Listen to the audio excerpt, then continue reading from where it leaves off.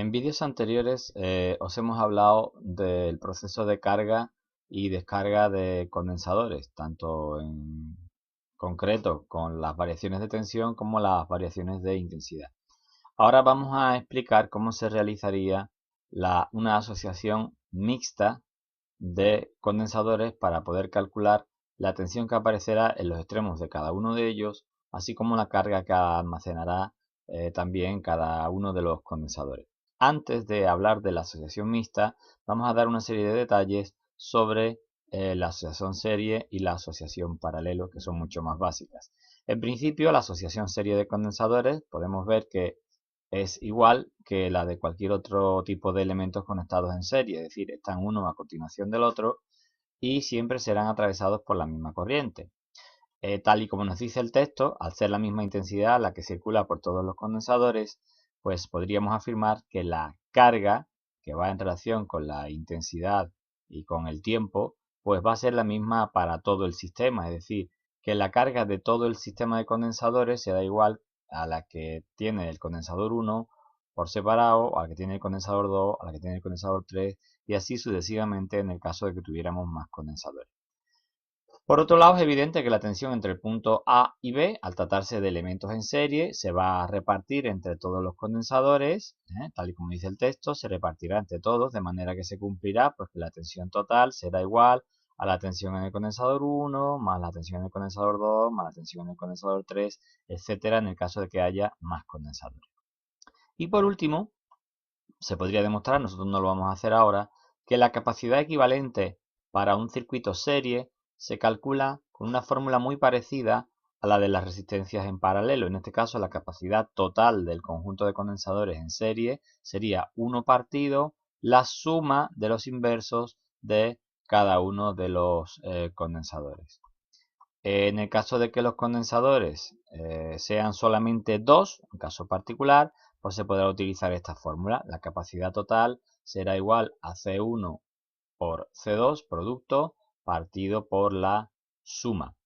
En el caso de condensadores en paralelo, eh, podemos ver que todos ellos se van a estar situados entre los mismos puntos. Por lo tanto, cuando nosotros aplicamos una tensión entre A y B, la tensión total aplicada al circuito será igual a la tensión en el condensador 1 e igual a la tensión en el condensador 2, igual a la tensión en cualquiera de ellos, puesto que van a estar situados siempre entre los mismos puntos.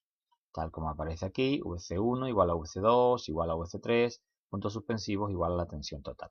En este caso, la carga, al igual que la intensidad total se repartiría por cada una de las ramas, pues ya la intensidad no va a ser la misma en cada rama, con lo cual la carga tampoco lo será. Pero sí es verdad que la carga C1 más la carga del condensador 2 más la carga de todos los condensadores que haya deberá ser igual a la carga total del sistema.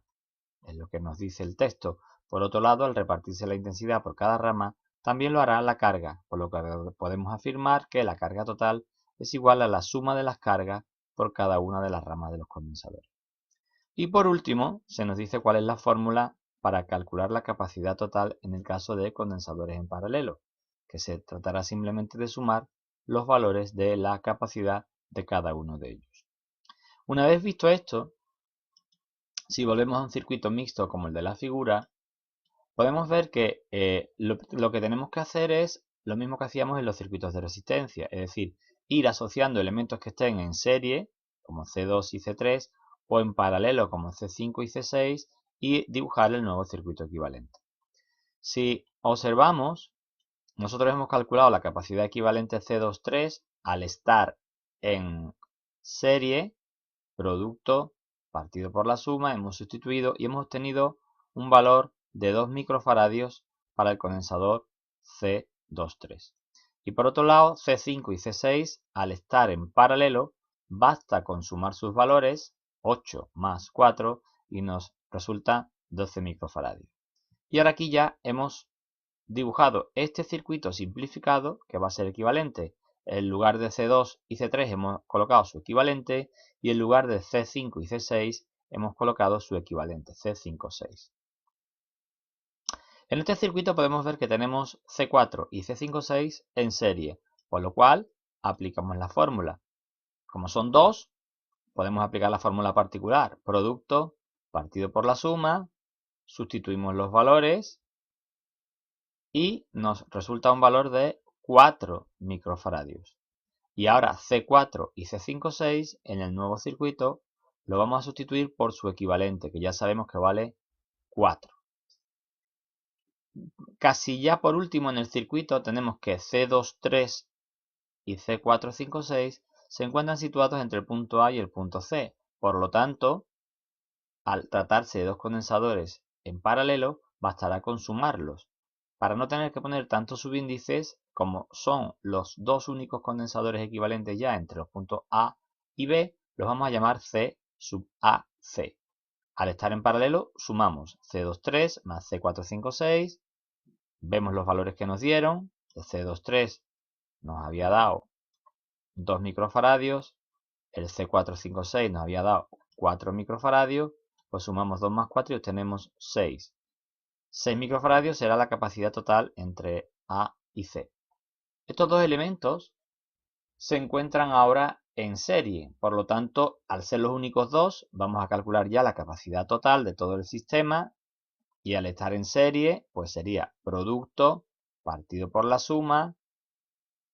Vemos los valores, C1 valía 3 y CAC valía 6, pues multiplicamos y sumamos, 3 por 6, 18, entre 9, 2 microfaradios y obtenemos el valor de la capacidad total.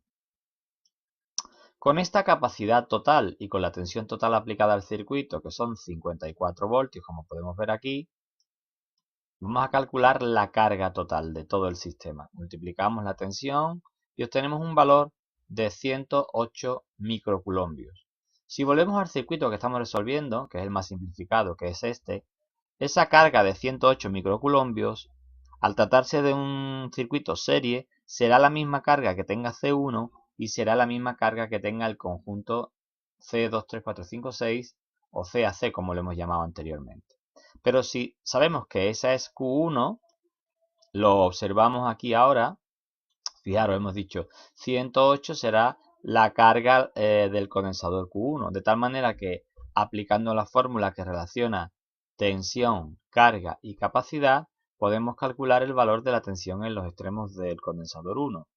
La capacidad, en este caso la carga total, 108 por 10 elevado a menos 6 coulombios, puesto que lo hemos puesto en unidad fundamental, dividido entre el condensador 1, que valía 3 microfaradios, que serían 3 por 10 elevado a menos 6. El 10 elevado a menos 6 y 10 elevado a menos 6 se nos simplifican, de tal manera que al dividir 108 entre 3 nos sale 36 y coulombios entre faradios nos sale voltios. A partir de ahora podemos comprobar que, fijaros, si hubiéramos hecho el cálculo dividiendo directamente los 108 microcoulombios entre los 3 microfaradios, el resultado hubiera salido directamente en voltios. De tal manera que ahora, por ejemplo, podemos calcular en este circuito la tensión entre el punto A y el punto C, puesto que la carga sigue siendo la total.